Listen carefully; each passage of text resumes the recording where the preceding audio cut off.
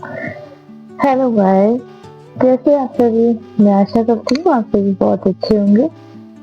तो आज मेरा ये पहला क्लास है जो टारगेट क्लासेस में। पहली बात तो आप सभी लोगों का वेलकम है, सभी लोगों का स्वागत है। तो कैसे हैं आप लोग। मैं आशा करती हूँ आप सभी अच्छे होंगे, मस्त होंगे। और जैसा कि आप जानते हैं ये मेरी पहली क्लास है, तो आज मैं आपको सीटेट का जो अभी आने वाला पेपर है, मीन्स जो आपका अगर सॉरी फैब में होगा, 8 फैब को होगा, तो उसको टारगेट करते हुए मैं आज आपको सीडीपी के टॉपिक वाइज चैप्टर कराऊंगी। तो आज मेरा ये जो टॉपिक है पहला चिंतन का है, जिसमें हम आपको ये बताएंगे कि बच्चे कितना ज्यादा से ज्यादा सोच सकते हैं, कितना चिंतन कर सकते हैं। ठीक है, तो आज ये मेरी फर्स्ट क्लास है। आई होप आप इसे ढेर सारा प्यार देंगे और मेरे इस चैनल को देखेंगे। और मैं कोशिश करूंगी एकदम नॉर्मल लैंग्वेज में समझाने की, बहुत ही ज्यादा इंग्लिश नहीं, बहुत ही ज्यादा हिंदी नहीं। तो आपको एक जो लैंग्वेज जो आपकी मातृभाषा है, मदर टंग में, मैं उसे कोशिश करूंगी कि आपको समझ में आ जाए। तो चलिए मैं अपनी इस टारगेट की स्टार्टिंग करती हूँ। ठीक है, तो यहीं से मेरा पहला क्वेश्चन स्टार्ट होता है। पहला क्वेश्चन मैंने लिख रखा है,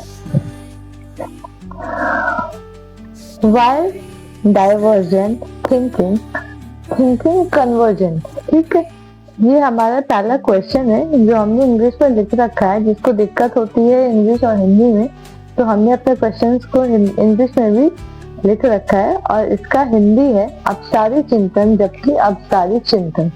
ठीक है, इसका इंग्लिश है, इसका हिंदी है, और ये इसका ट्रांसलेशन हिंदी है, ताकि आपको दिक्कत ना हो समझने में। तो हम इसलिए दोनों आपको लैंग्वेज, बाइलिंगुअल लैंग्वेज में आपको समझाने की कोशिश करेंगे।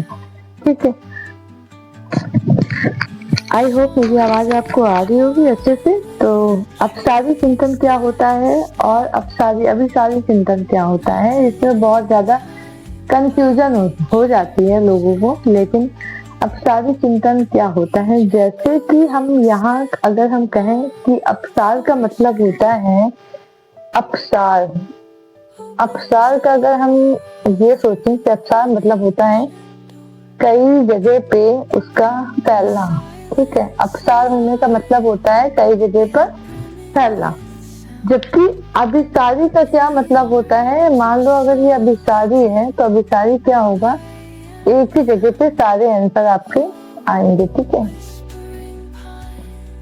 अब आप इस डायग्राम के माध्यम से समझ सकते हैं कि अपसार मतलब होता है कि आपका जो अपसार मतलब होता है बाहर की ओर फैलना, जबकि अभिसार का मतलब होता है आपका बाहर से अंदर की ओर आना, यानी एक ही जगह पे सारे क्वेश्चंस रखना, एक ही जगह पे सारी चीजें टारगेट करना।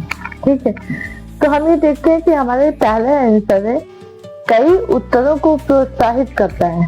ठीक है, कई उत्तरों को प्रोत्साहित करता है, एक ही समाधान पर स्थिर होता है। कई उत्तरों को प्रोत्साहित करता है, ये है आपका अभिसार का, यानी कई सारे उत्तर हैं उसको प्रोत्साहित करेगा कि एक बच्चा अगर एक चीज पूछ रहा है तो एक के साथ साथ कई सारे उत्तर वो मतलब पूछ सकता है। हाँ, उसके दिमाग में कई सारी चीजें अपसार होंगी। जबकि यहाँ पे है एक सही समाधान पर स्थिर होना। जैसे आप वो जानते हैं ना, यस और नो वाला क्वेश्चन, तो वही होता है यहाँ पर, हम एक ही समाधान पर स्थिर हो जाते हैं। ठीक है, अगर उसका आंसर होगा यस तो हम लिखेंगे यस, और अगर उसका आंसर होगा नो तो हम लिखेंगे नहीं। ठीक है, ये इसका मतलब है अपसार और अभिसार का। दूसरा आंसर में हमारा है एक सही समाधान पर स्थिर है, यानी सिर्फ एक ही समाधान है उसका और वहीं पर क्या हो गया है, स्थिर हो गया है। कई उत्तरों को प्रोत्साहित करता है। सेकंड वाला क्या बता रहा है, ये पहला वाला बता रहा है एक ही समाधान पर स्थिर है, जबकि सेकंड वाला बता रहा है यहाँ पे कई उत्तरों को प्रोत्साहित करता है। ये अभिसार के बारे में बता रहा है। ठीक है, थर्ड है हमारा आंसर गणितीय क्षमताओं को बढ़ावा देता है। सिर्फ गणितीय क्षमताओं को बढ़ावा नहीं देता है। ठीक है, क्योंकि इसमें सिर्फ एक ही चीज नहीं आती है, अब साथ में बहुत सारी चीज। हेलो गाइस, ये मेरा सेकंड क्वेश्चन आ गया आप लोगों के सामने। तो आइए हम देखते हैं कि हमारा सेकंड क्वेश्चन क्या कह रहा है हमसे। सेकंड क्वेश्चन हमारा कह रहा है सीरीज में, what is the primary purpose of asking critical thinking question. ठीक है, अगर ये क्रिटिकल थिंकिंग क्वेश्चंस हमें लर्न करना है, समझना है, तो सबसे पहले हमें ये समझना होता है कि हमें क्रिटिकल थिंकिंग क्या होती है। बहुत से बच्चे हैं जो क्रिटिकल थिंकिंग में कंफ्यूज होते हैं, ये क्या होता है। तो हमें ये पता करना है कि क्रिटिकल थिंकिंग क्या होता है। तो आइए हम जानते हैं।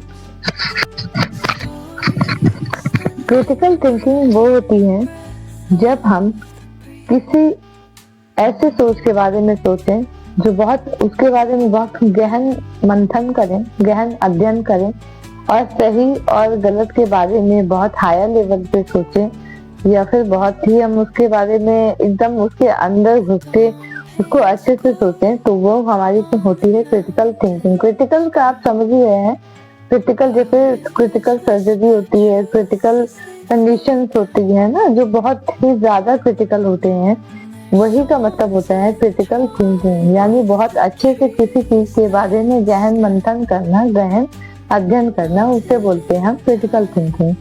ठीक है, तो क्रिटिकल थिंकिंग का मतलब का हम आपको बता दिए। इसका हिंदी में अर्थ है आलोचनात्मक सोच वाले प्रश्न पूछने का प्राथमिक उद्देश्य क्या है। ठीक है, तो इसका ये इंग्लिश है और ये हिंदी है। हमने इन दोनों को लिखा हुआ है ताकि आपको क्वेश्चन समझ में अच्छे से आ जाए।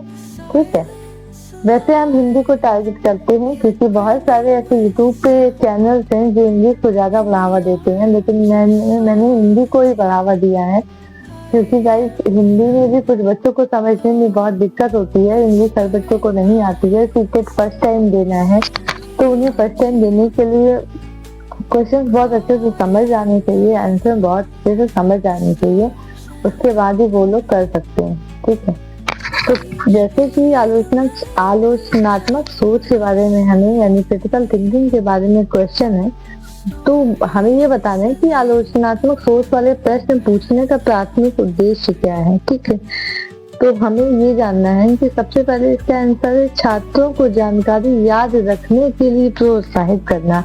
और सीटेट में एक टैग वर्ड हम उसे लेकर चलते हैं कि याद रखने जैसा अगर कुछ भी आता है तो सबसे पहले तो वो क्वेश्चन हमारा आंसर गलत हो जाता है। ठीक है, क्योंकि हम सीटेट के किसी भी क्वेश्चन में याद रखने में बढ़ावा नहीं देते हैं। याद रखने को बहुत गलत माना गया है सीटेट में, तो हमें बहुत ही ज्यादा बर्डन से याद नहीं रखना है, किसी भी चीज को बर्डन नहीं देनी है किसी भी चीज में।